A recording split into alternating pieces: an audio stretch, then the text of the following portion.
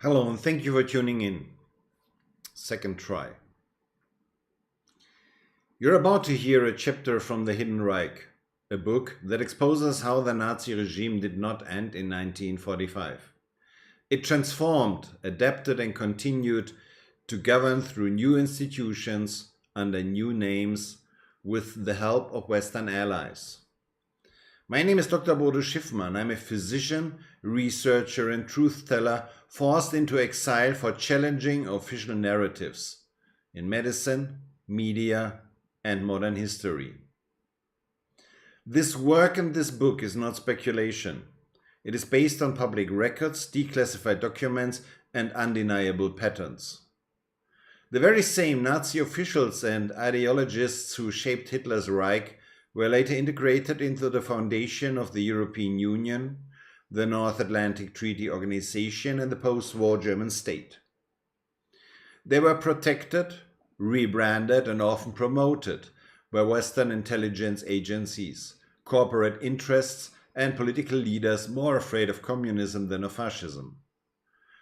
The Hidden Reich is not just about history, it's about the system we still live under in all the Western countries. A managed democracy, where power is hidden, truth is suppressed, and real sovereignty has been replaced by global technocracy. You can get the full English book and ebook at bodo-buch.de, bodo-buch.de, also as ebook, and we deliver worldwide. Now, let us begin the chapter and get the book before it's censored. Chapter 15. In the network of shadows, Western secret services, Nazi cadres, and the global security architecture. 15.1. Enemy images create allies. In the 20th century, it was often not ideological conviction, but common enemies that created alliances. During the Second World War, the Western democracies fought against Nazi Germany, but as soon as the war was over, a new enemy emerged: communism. The fronts shifted, and with them the loyalties. Even before the war, Western secret services had contacts with fascist circles. During the war, there was selective cooperation. After the war, former Nazi functionaries, spies and technocrats were integrated into Western security architectures in a targeted manner, particularly by the CIA, MI6, but also the FBI and NATO-affiliated networks.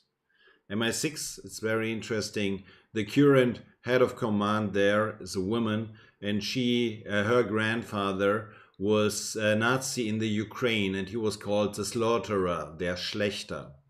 This is not a coincidence. 15.2.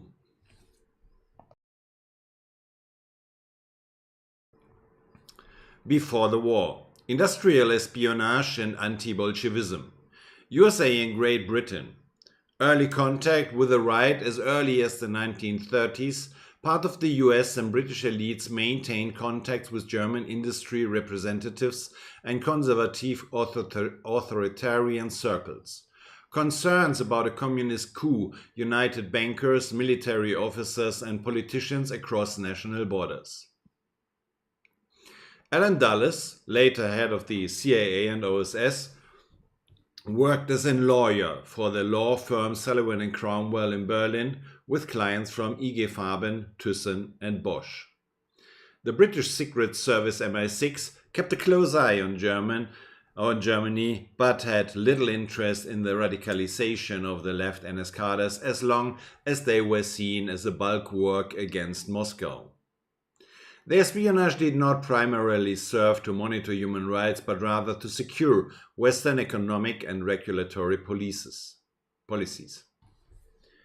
15.3. During the war, cooperation behind the lines. Contact between the SS and Western services. The first secret talks between SS representatives, including Karl Wolff, and the OSF, Office of Strategic Solutions, predecessor of the CIA, took place as early as 1943 as part of Operation Sunrise.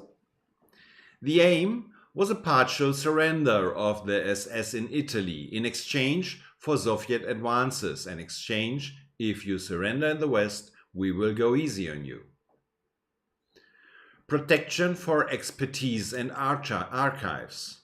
SS experts, military scientists and intelligence analysts were deliberately moved, hidden, or protected at the end of the war, for example, via the Vatican Red Lines with the connivance of the Allied services. In the final years of the war, part of the Western Secret Service was already preparing for the post-Nazi anti-communist order. 15.4. After the war from opponent to ally. The CIA and Project Gehlen. Reinhard Gehlen, Hitler's head of espionage for the Eastern Front, deliberately surrendered to the USA, handed over his archive, and offered a network against the Soviets. Together with him, the CIA founded the Organisation Gehlen, which employed over 4,000 Nazi cadres, including numerous SS and Gestapo members. In 1956, this became the BND, a CIA-affiliated service with a transatlantic mandate. The Organisation Gehlen was de facto an American-controlled secret service with the German face. MI6 and old SS ropes. The British intelligence service MI6 utilized former defense agents for its networks in Eastern Europe. Parts of MI6 maintain contacts with anti-communist SS exile groups, e.g. in Spain, South America and Scandinavia. Through intermediaries such as Otto Skorzeny, connections were cultivated that would later also prove crucial for NATO-affiliated Gladio structures. The FBI domestic influence with German help. While the FBI did not cooperate directly with ex-SS, it used German information about communist networks in the USA. Paul Dickhoff, president of the BKA, provided information on left-wing German exile groups and used the FBI as a back channel for exerting influences overseas. 15.5. Interpol as a global hub. Interpol was not denazified after the war. Among other things, the long-standing Secretary General Jean Epaute was a close supporter of fascist police cadres. Under Paul Dickhoff, 1968 till 1972, Interpol became a network of Western repression strategies. Exchange on left-wing movements, defense against terror and surveillance of dissidents. The CIA and the BKA used Interpol to exchange data outside of democratic control, often without national consent. 15.6. Conclusion. The deep state was international. The coalition of Western secret services and former Nazi cadres was not an accident, but strategically calculated. The fear of communism overshadowed moral scruples.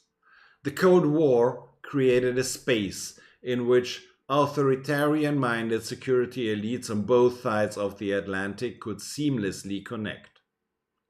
The West German security authorities were not founded on the spirit of the Basic Law, but on the ashes of defense with transnational support. The BND-CIA cooperation has shaped the Federal Republic to this day. Parts of the archives are still being kept under lock and key. Dealing with the Nazi past was subordinated to strategic functionality for reason of state security.